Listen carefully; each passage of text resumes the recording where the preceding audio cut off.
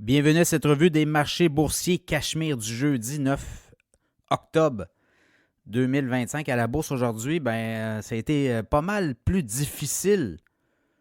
Quand on voit un peu les indicateurs boursiers, clairement, on a pris une pause, on a digéré tout ça, les hausses importantes des dernières semaines.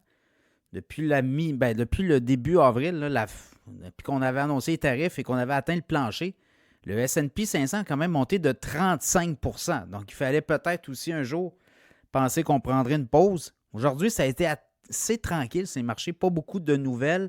Évidemment, avec le shutdown aux États-Unis, là, les agences de statistiques qui abreuvent, ministère du Travail et autres, qui abreuvent les marchés boursiers de chiffres, de données sur l'économie américaine, mais on ne les a pas. Donc, on doit se rabattre sur pas mal de données informelles. Et demain, on va voir l'indice de l'Université du Michigan là, sur la confiance des consommateurs américains au sein de l'économie américaine. Ça pourrait peut-être donner un petit souffle.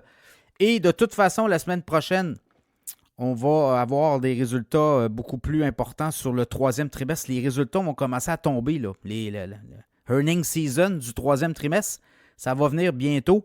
Donc, on va avoir beaucoup de résultats à se mettre sous la dent. Là, pour l'instant, le TSX baisse de 232 points, 30 269. Le Dow Jones, 243 points, baisse 46 358. Le S&P 500, 18 points dans le rouge, 6 735. C'est quand même pas des grosses baisses, là.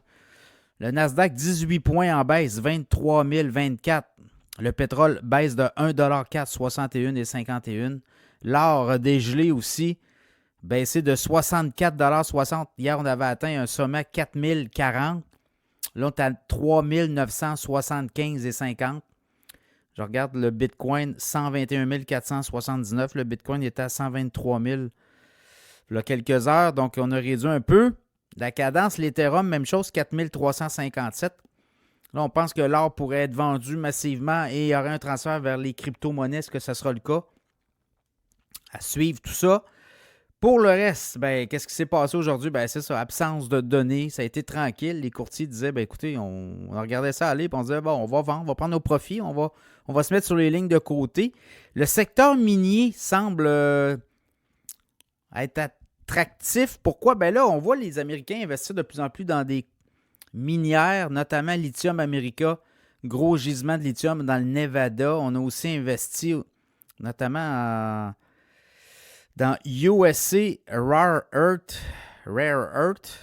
terre rare, dans les terres rares. Donc, compagnie qui a notamment une compagnie canadienne qui a aussi un gisement du côté de l'Alaska. Donc, il y a eu des titres là, qui ont monté pas mal.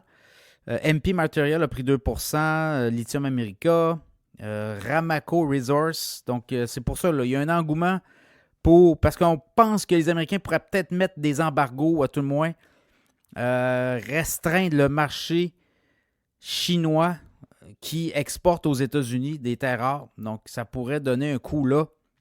On pense. Delta Airlines, très bon résultat. Hausse de 4,3 % aujourd'hui du titre. 59 et 57. Je regarde Akero Thérapeutique. J'en ai parlé ce matin. Là, Novo Nordisk qui achète pour 4,7 milliards la biotech américaine. Donc, le titre a monté de 16,3 %, 54,8 %. Le titre de Novo Nordisk a perdu 1,5 %. Mais c'est un titre qui a baissé beaucoup, Novo Nordisk, et qui pourrait repartir vers le haut éventuellement. Là. C'est un titre qu'on a dans notre radar. J'en ai parlé dans l'infolette financière Cachemire la semaine dernière. Donc, voilà, c'est un peu ça. Les marchés boursiers prennent une pause aujourd'hui. On digère. Parce que demain, n'oubliez pas que lundi, il n'y a pas de transaction. Il n'y a pas de marché boursier ouvert tant du côté. Au Canada, c'est l'Action de grâce, mais aux États-Unis, c'est un jour férié aussi. Là. Donc, Columbus Day, je pense. Donc, il n'y aura pas de marché boursier lundi, tant du côté américain que canadien. Donc, demain, ça pourrait être une petite journée, une grosse journée, on va voir. Est-ce qu'on va prendre nos profits en attendant les earnings, les résultats des entreprises la semaine prochaine?